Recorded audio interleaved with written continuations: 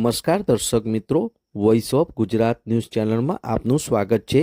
સમાચારમાં વિશેષ જોઈએ તો મહેમદાવાદ શહેરમાં આવેલ કન્યા છાત્રાલય મહેમદાવાદ ખાતે તેજસ્વી વિદ્યાર્થીઓનો ભવ્યથી ભવ્ય સન્માન સમારંભ કાર્યક્રમ યોજાયો હતો। તેમાં મુખ્ય મહેમાન તરીકે કન્યા શાળા મહેમદાવાદમાં ફરજ બજાવતા એવા આચાર્ય શ્રીમતી હિનાબેન પટેલ અને અતિથિ વિશેષ તરીકે નગરપાલિકા મહેમદાવાદના સદસ્ય એવા શ્રી ચીમનભાઈ કહાર ઉપસ્થિત રહ્યા હતા।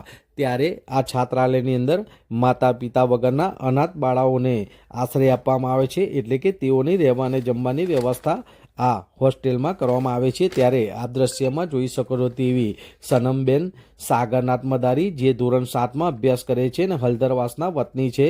તેઓની ઉંમર લગભગ 13 થી 14 વર્ષની હોય। તેઓ રંગોત્સવની અંદર પ્રથમ નંબરે તાલુકા લેવલ પર આવતા તેઓને આ દ્રશ્યમાં જોઈ શકો છો તે કન્યા છાત્રાલય ખાતે ગોલ્ડ મેડલ પહેરાવવામાં આવ્યો હતો અને સન્માનપત્ર આપી સન્માનિત કરવામાં આવ્યા હતા। ત્યારે દ્વિતીય નંબરે ઉર્મિબેન અનિલભાઈ જાદવ, જેઓ ધોરણ 5માં અભ્યાસ કરે છે, તેઓનો દ્વિતીય નંબર રંગોત્સવમાં આવતા તાલુકા લેવલ પર તેઓનું પણ સન્માન કરવામાં આવ્યું હતું। આમ મહેમદાવાદ કન્યા છાત્રાલય ખાતે 14/12/2024 શનિવારના રોજ આ દ્રશ્યમાં જોઈ શકો છો તેમ 4 વાગ્યાથી લઈને સાંજે 7 વાગ્યા સુધીને આ ભવ્યથી ભવ્ય સન્માન સમારોહનો કાર્યક્રમ ચાલ્યો હતો, જેમાં મોટી સંખ્યાની અંદર બાળાઓએ આ કાર્યક્રમની અંદર ભાગ લીધેલો હતો અને પ્રાર્થના ગીત ગાઈને કાર્યક્રમની શુભ શરૂઆત કરી હતી અને આ રીતના સન્માનિત કરવામાં આવ્યા હતા। 2 બાળાઓને ગોલ્ડ મેડલ પહેરાવીને તેઓને ફૂલહારથી સન્માનિત કરવામાં આવ્યા હતા અને સર્ટિફિકેટ આપી એનાયત કરી સન્માનિત કરવાનો કાર્યક્રમનું આયોજન કરવામાં આવ્યું હતું। મહેમદાવાદ કન્યા છાત્રાલય ખાતે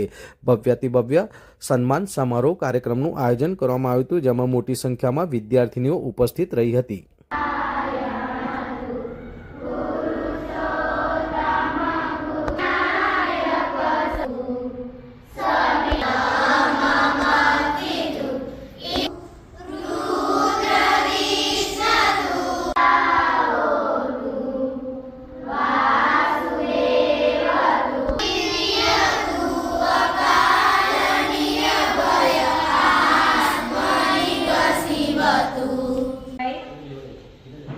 છાત્રાલયના હેડ અનિલભાઈ, એમના સન સાગરભાઈ અને મહેમદાવાદમાં બનતી તમામ સારી ઘટનાઓ આપે એવા વિરામભાઈ અત્રે ઉપસ્થિત છે। દીકરીઓને પ્રોત્સાહન મળે એના માટે એમના વાલી પણ અત્રે ઉપસ્થિત છે। વોર્ડન બેન શ્રી તમામનો આ પ્રસંગે સૌથી પહેલાં તો આભાર માનીશ કે આવું સરસ એક આયોજન કર્યું કે દીકરીઓની જે પ્રતિભા છે, તો આજે એના માટે પહેલાં તો થેન્ક્સ કહીશ કે મને આ તક મળી।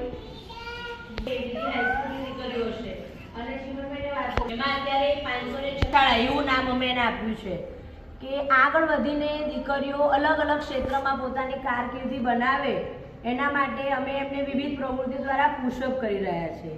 તો તાજેતરમાં જ નેશનલ કક્ષાની આર્ટ કોમ્પિટિશન રંગોત્સવ સેલિબ્રેશન, એમાં અમારી શાળાની 84 દીકરીઓ અને 17 શિક્ષક મિત્રોએ ભાગ લીધો હતો અને એમાં શાળાને 24 મેડલ્સ અને 3 ટ્રોફી એનાયત કરવામાં આવી છે।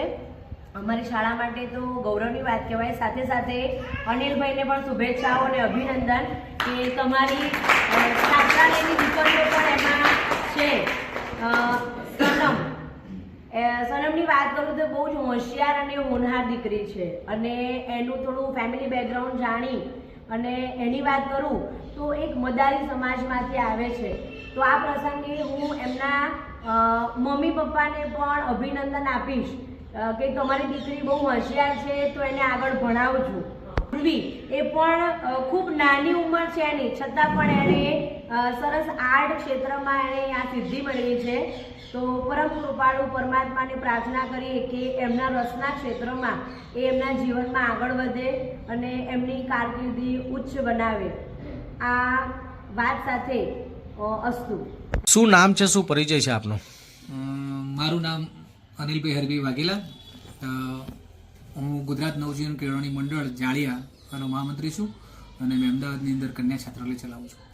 આજે જે આ કન્યા છાત્રાલય આપ ચલાવી રહ્યા છો અને એની અંદર સન્માન સમારોહના કાર્યક્રમનું આયોજન કરવામાં આવ્યું હતું, શું કહેવા માગો છો એ વિશે?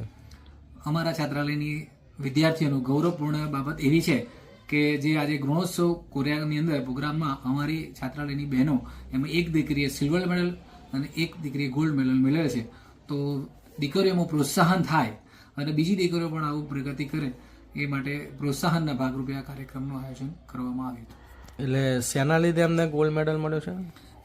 સ્કૂલ તરફથી ગુજરાત લેવલે અમારી ઇન્ટર કોમ્પિટિશન જે સ્કૂલોમાં થાય છે એમાં આપણી મહેમદાવાદ તાલુકાની જે છોકરીઓ આવી છે એમાં મારી છાત્રાલયની 2 દીકરીઓ પણ મેડલ મેળવેલ છે. એટલે શું કોમ્પિટિશન હોય એમ? સૌ વિષય પર હોય? એક રંગોત્સવમાં આવેલી છે અને એક બીજી દીકરી જનરલ નોલેજમાં.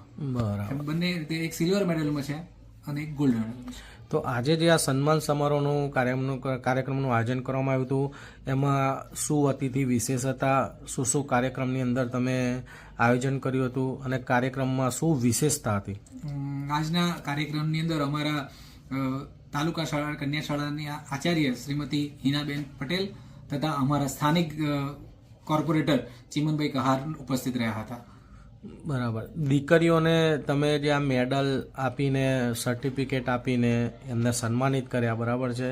આજે દીકરીઓ તો સારું ગૌરવ અનુભવી રહી હતી, પણ આપણી શાળા એટલે કુમાર છાત્રાલયની દીકરીઓ જ્યારે આ મેડલ લઈને આવી, સર્ટિફિકેટ આપવામાં આવ્યું, તેમનું સન્માન કરવામાં આવ્યું, શું ફીલ કરી રહ્યા, શું અનુભવ કરી રહ્યા? અમને ખૂબ જ આનંદનો સમાચાર છે કે આજે અમારી દીકરીઓ કે જે આજે સારી જગ્યાએ કાં તો સારા લેવલે કંઈક ને કંઈક નવું કરીને પ્રગતિ કરે છે. જે અમારા પિતાજીના સપના હતા કે બાળકો જીવનમાં અભ્યાસ કરીને આગળ પ્રગતિ કરે, તો મને પણ ખૂબ જ આનંદ થયો છે. એના માટે નવી છોકરીઓ બીજી છોકરીઓને પ્રેરણા મળે એના માટે મેં આ આયોજન કર્યું હતું.